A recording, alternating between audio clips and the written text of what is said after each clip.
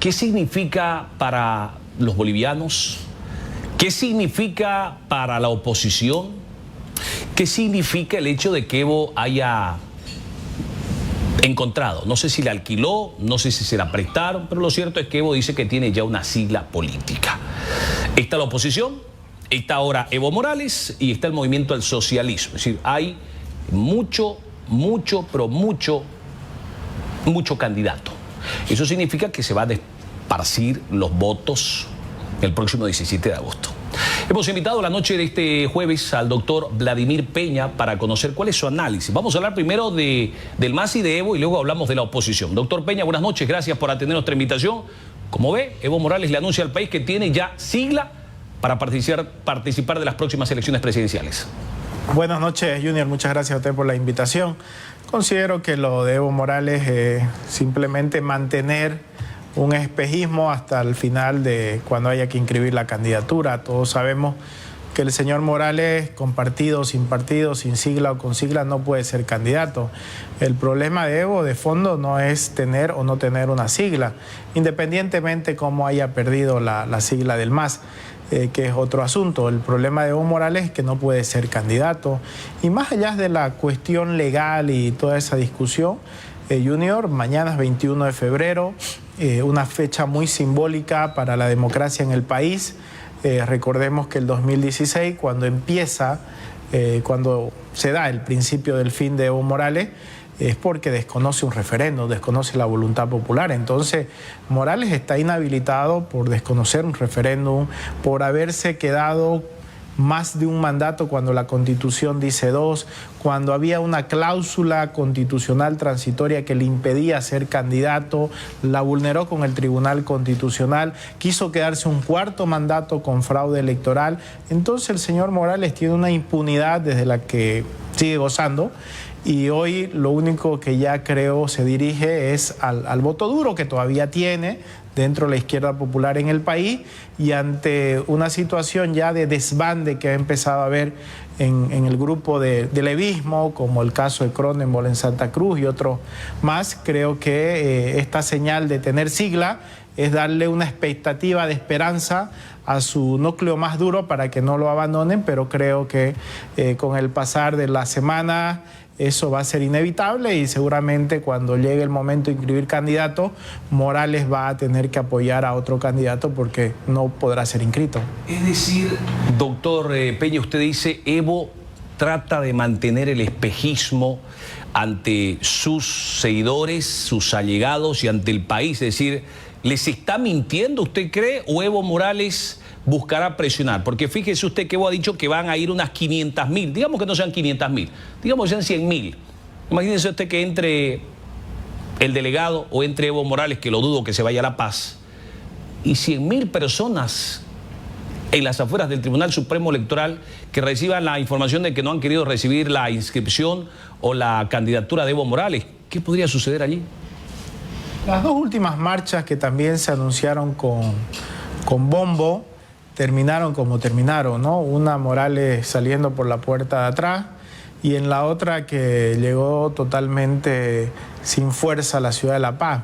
Morales ha perdido muchas cosas, esencialmente ha perdido su noción con la realidad. Evo tiene que entender que su tiempo se ha acabado, que está en el ocaso y que, como todo ciclo, tiene que dar paso a nuevas generaciones. Esto de la marcha, esto de utilizar a las personas, creo que cada vez tiene menos fuerza. Peor aún cuando uno sale en las ciudades, en las carreteras, en el campo, cuando hay que hacer cola otra vez por el tema del diésel, por el tema de la gasolina, cuando no hay dólares, cuando los precios siguen de la canasta familiar hacia arriba.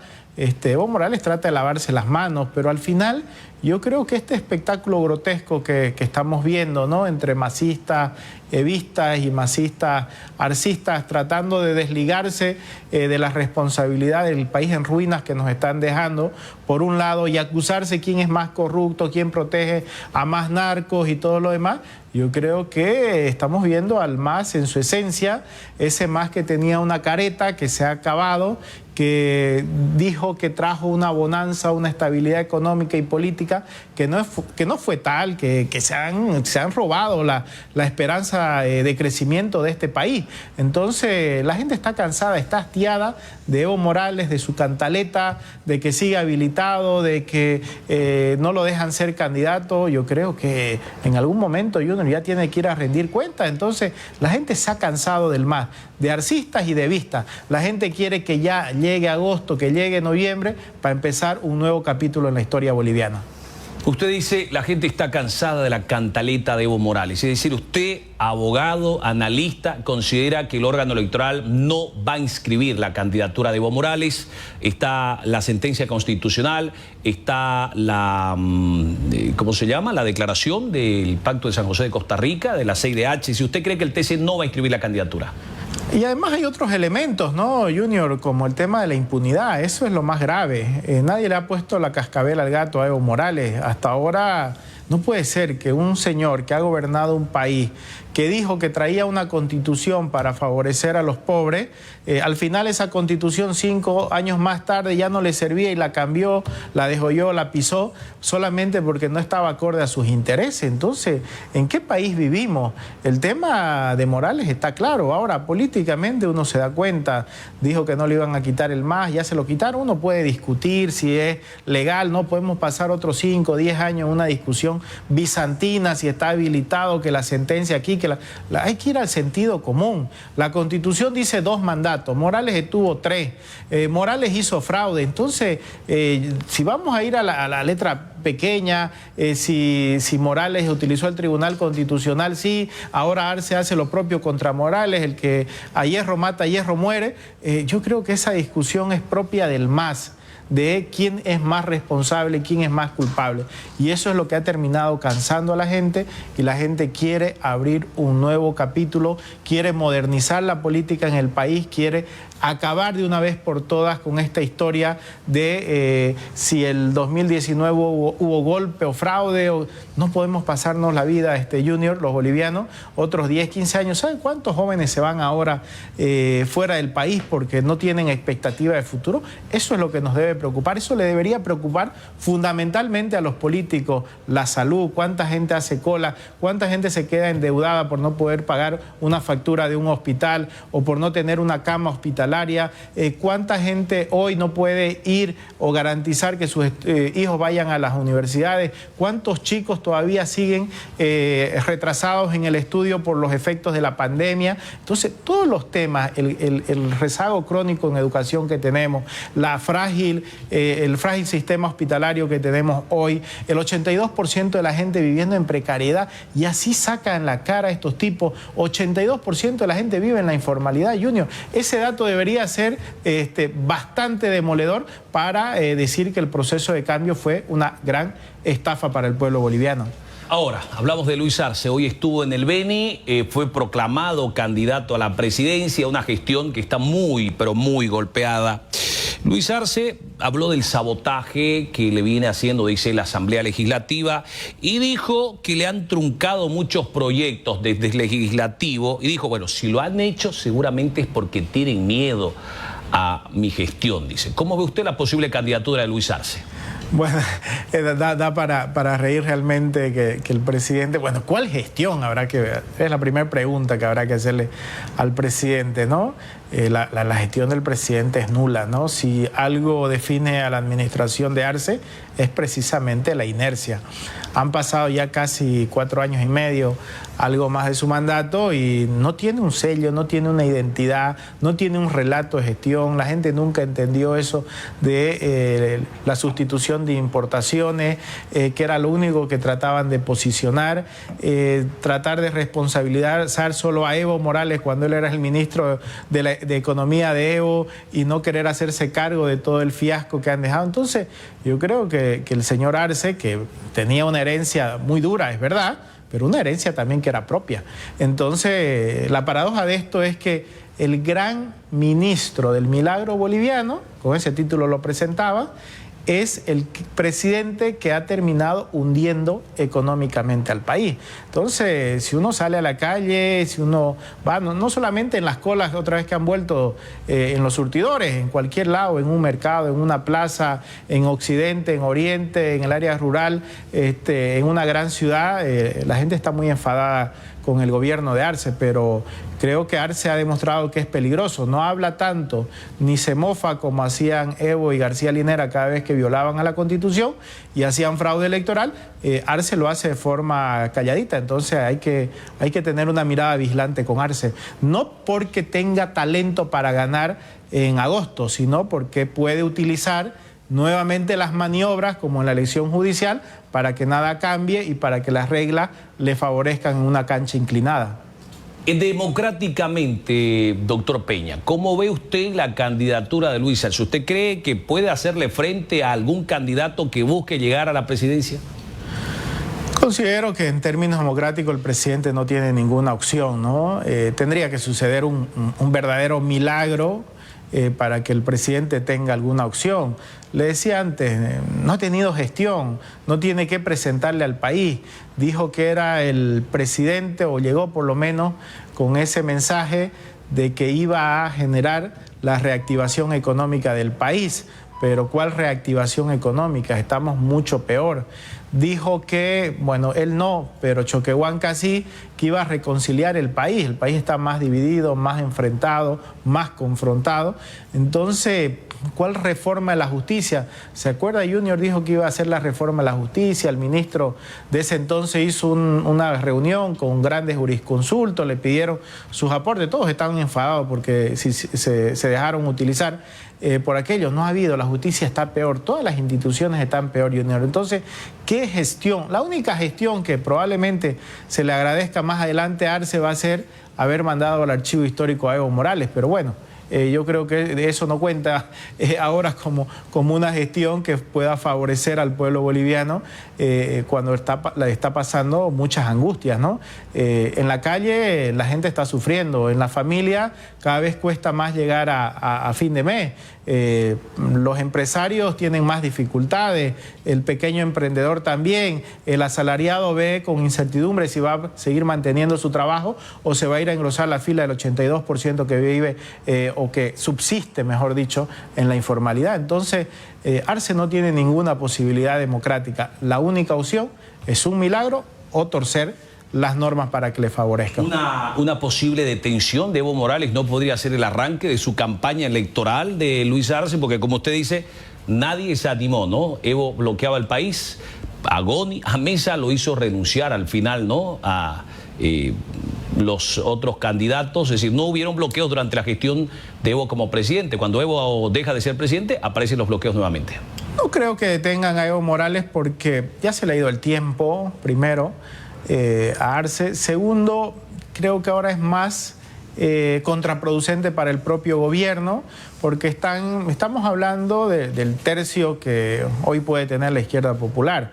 El nacionalpopulismo ha perdido la mayoría de este país, eso está clarísimo, tendrá un 30%, pero de ese 30% Junior, el otro 70% dirá qué bien Arce, pero no le va a dar un voto por eso.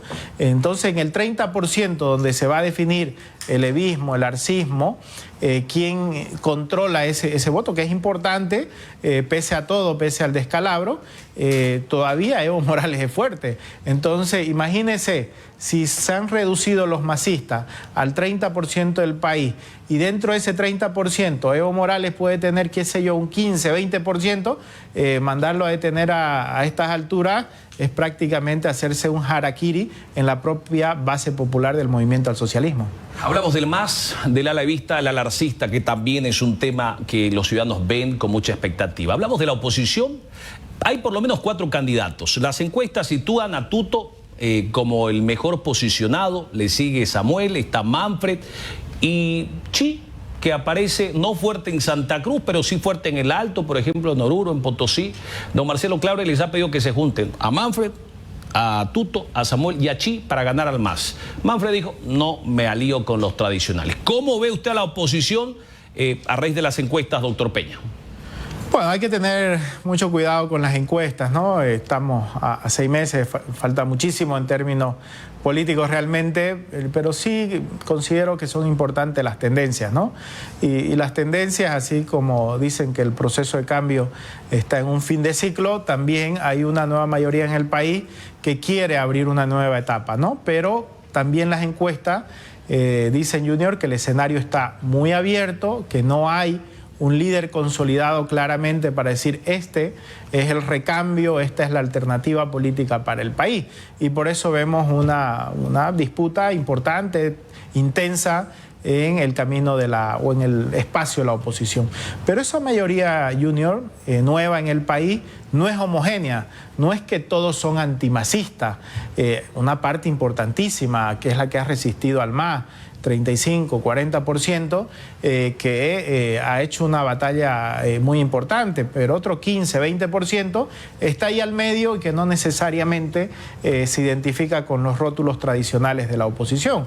Entonces, quien quiera gobernar Bolivia va a tener que ampliar el discurso, construir un relato nuevo que pueda aglutinar a esa nueva mayoría de bolivianos que quiere un cambio.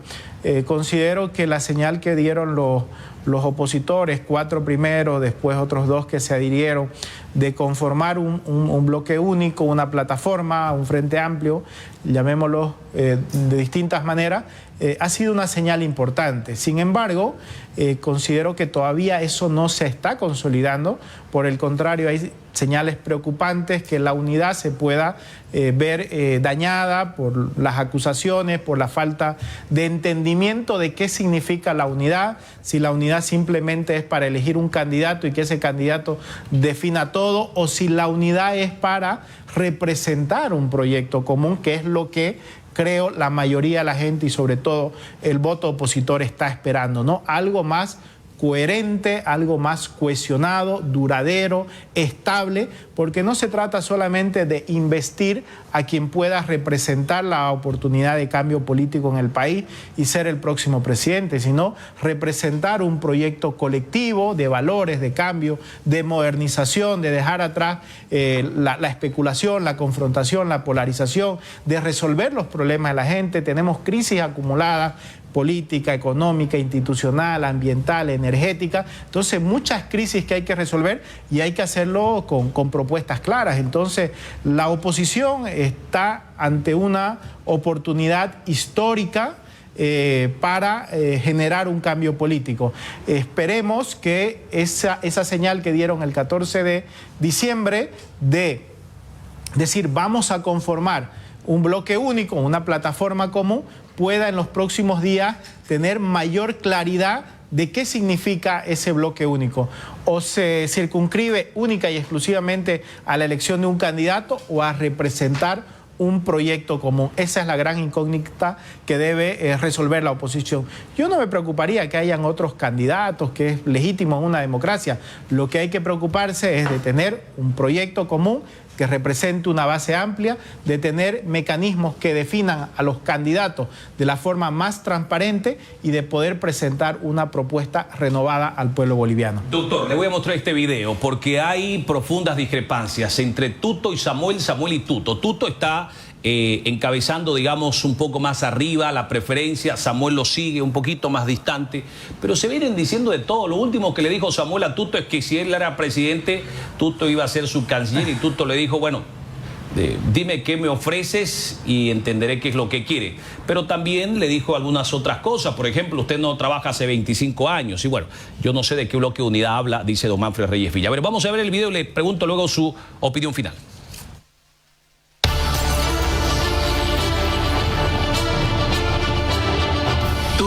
Después de ser candidato, después de ejercer la presidencia, cuando se enfermó el general Banzer, no ha tenido ningún trabajo en el país. Yo lamento profundamente que el señor Samuel Doria esté echando barro de tema personal, hablando con los mismos ataques del MAS, que no vivo aquí, que hace... Dios mío, si alguien ha tenido que vivir aquí con su auto anotado, bienes anotados, arraigados, he sido yo por 15 años de persecución judicial. Y si alguien sabe eso, es el señor Doria Medina. Con 23 años que él vive de una pensión que pagamos, una pensión vitalicia que pagamos pagamos todos los bolivianos con nuestros impuestos. Yo lamento profundamente que entre en esa clase de mentiras y descalificaciones personales, incluyendo otras que está virtiendo sobre qué trabajo que hago, y no sabe cómo trabajo. Le puedo decir algún día con tranquilidad cómo trabajo, cómo me gano la vida. Uno escucha ataques y bajezas de barro y mentiras que uno los espera del gobierno. Que Manfred y Arce digan y me critican al unísono, uno lo espera. Triste que el señor Doria Medina opte por el mismo camino. ¿Llamaría a Tuto, Mesa o Camacho para alguna función en su gobierno, si fuera el presidente? Sí, claro que sí. ¿De qué lo pondría Tuto? No, yo creo que Tuto tiene un buen trabajo de relación con el exterior, ¿no? ¿Canciller? ¿Lo pondría de canciller a Tuto? Se acepta, sí. Ahí está bien, está. Mire, yo... el único cargo público al que voy a optar es a ser presidente, que empieza a hacer ofertas de cargos a quienes estamos con una propuesta clara y mayor apoyo popular. Claramente, la señal subliminal me parece interesante, que pasa de las descalificaciones personales, que creo que no le fue bien con eso, a abrir la puerta a seguramente él considerar eso. Yo lo valoro a él y más bien creo que él pues, es un hombre que puede aportar, pero no soy amigo de andar repartiendo cargos públicamente antes de tiempo. ¿Será que así se construye bloque de unidad, doctor? ¿Cuál es su recomendación? El problema es que estamos cayendo en lo mismo del MAS, ¿no? Arce y Evo se han dedicado los últimos 4 años a hablar de ellos mismos, quién jodió más al país, quién protege más a los narcotraficantes, quién tiene más familiares metidos en hechos de corrupción y todas las acusaciones que hemos visto a lo largo de este tiempo, ¿no? ¿Qué es lo que pasa con la política boliviana tradicional, con esta generación que se dedicó a confrontar, a polarizar, la generación Evo, ¿no? De estos 20, 30 años, que hablan de sí mismos, les cuesta hablar de la gente, les cuesta ver más allá de sus propias aspiraciones. Lamento muchísimo que se distorsione una expectativa importante, positiva, de unidad, de dejar atrás ya toda esta situación del masismo y se caiga en estas viejas prácticas de la política hablando de sí mismo, de los políticos hablando de ellos mismos. Más aún, ahora, cuando estamos en una situación tan crítica en el país, cuando la gente llega angustiada a su casa, cuando mira las noticias y es que los precios suben, que hay carencia, que no hay dólares, que está a 12, que no sé qué, que no sé cuánto, todas las noticias son malas y encima los que deben liderar el cambio se dedican a acusarse quién hizo más, qué empresa aquí, que no sé qué, que no sé cuánto. Yo creo que ese no es el camino. Se están equivocando muy a pesar de quienes queremos y apoyamos el cambio político en el país. Ese no es el camino. Yo creo que tienen que reconducir y tienen que entender que el cambio político que espera la ciudadanía es para superar estos 20 años, casi 20 años de masismo, para modernizar el Estado y para empezar a hablar de la gente y dejar de hablar de sí mismo. Gracias, doctor Peña. Le agradecemos gentilmente por haber atendido nuestra invitación. Buenas noches. Muchas gracias a usted, Junior. Gracias. Bueno, y de esta manera llegamos al final de este subprograma Detrás de la Verdad, este jueves 20 de febrero. Le agradecemos por su amable y siempre gentil atención. Buenas noches. Permiso.